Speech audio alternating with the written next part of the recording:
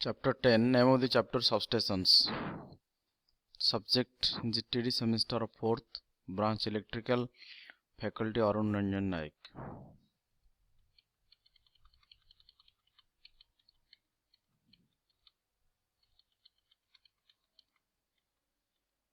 Then distribution substation. Today discussed regarding distribution substations.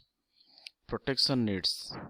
Above a minimum protection needed to avoid injury to the people and damage to equipment, the level of protection of a substation is determined by how critical the loss of power is to the load.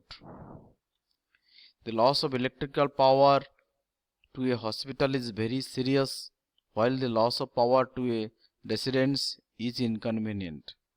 In the event of a fault, the hospital electricity must be recorded in the shortest amount of time possible, while the resident can be without electricity several hours without serious consequences. This one is a distribution transformer.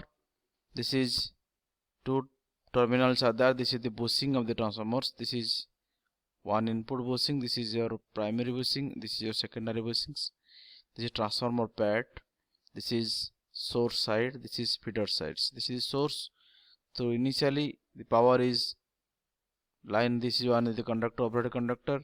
Initially introduced into the insulator, then to the several insulator, that is non-load brake switch. These are the non-load brake switch, and then connected to the fuse cut out.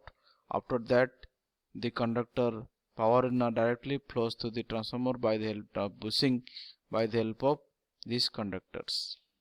Then after the transformer, which may be step up or step down, then the required amount of voltage which will be flows through this bushing, secondary bushing, then goes to the several insulators like here, that is a disconnected switch, and then connected to the overhead conductors. So this side nothing but the source side, this side nothing but the feeder side. The source side, several apparatus are connected: insulator, non-load brake switch, fuse cutout, etc. But in feeder side, see that only fuse, only insulator is there, and disconnection switch is there. Equipment: equipping a substation with automatic switching to restore power when it is lost, and to assure the least possible damage, and repair time after a fault is expensive. Repair time after a fault is expensive. A small substation at the end of radial substations line, subtransmission lines that might be used to serve a small group of residents. It consists of two dead-end poles to terminate the lines, to manual non-load brake switch, and primary fusing. Distribution substations protection needs. So what are the protection required for a distribution substations? This is the source side, this is the disconnected switch support, this is disconnected switch support. So this one is disconnection switch through which power is initially goes through the transformer in bushing. This is primary bushing, this one is the secondary bushings. This portion nothing but the fuse cutouts.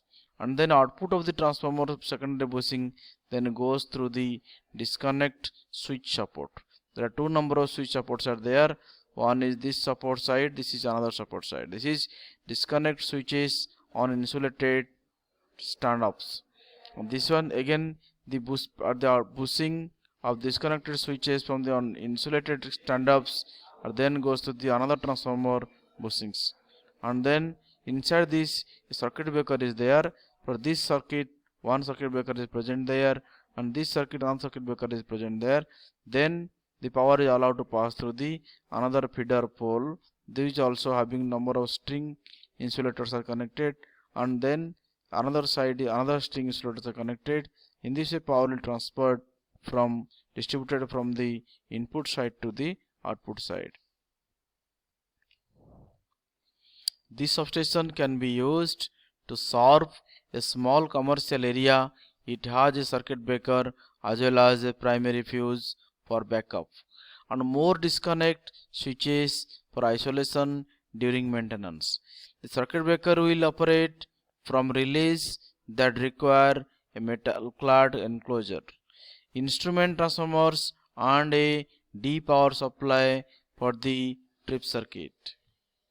The increased speed of fault removal supplied by the circuit breaker for this substation has substantially increased its cost. Both substations are simple single source, single transformer, single feeder types. The cost differences increases with size of the substations and size and number of transformers used. The distribution substation construction methods. Four basic methods exist for substation construction. First one is wood, second one is steel lattice, third one is steel low profile, fourth one is unit. Wood pole substations are expensive and can easily use wire boss structures. Wood is suitable only for relatively small, simple substations because of the difficulties of building complex boss and switch gear support structure from the wood. Lattice steel provides structures of low weight and high strength. Complex lattice steel is reasonably economical and is the preferred material for substation construction whenever possible. The solid steel low profile substations are superior to lattice or wood constructed substations. However, low profile constructions is more expensive than either wood or lattice steel and requires more land because multi-level boss structures cannot be used. The unit substations is a relatively recent development.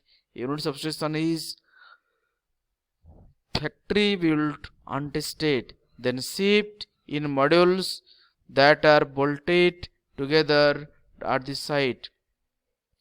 The unit substations usually contain high and low voltage disconnect switches, one or two three-phase transformers, low voltage breakers, high voltage fusing, boss work, and relays.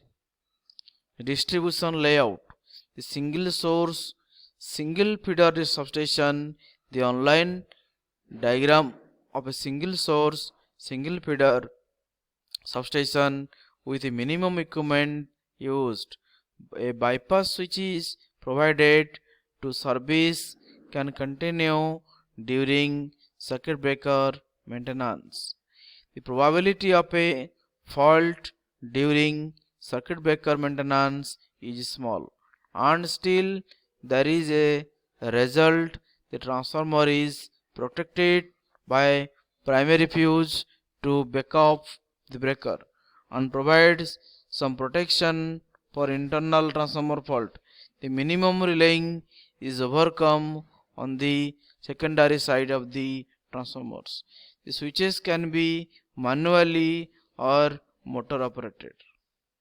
This one is a single line diagram.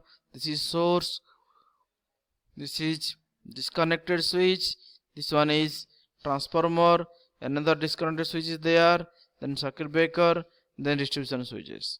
These two disconnected switches are nothing but two number of isolators, and this line shows bypass switch to provide service during circuit breaker maintenance. So this one is the main bus and this one is belongs to auxiliary bus. Next.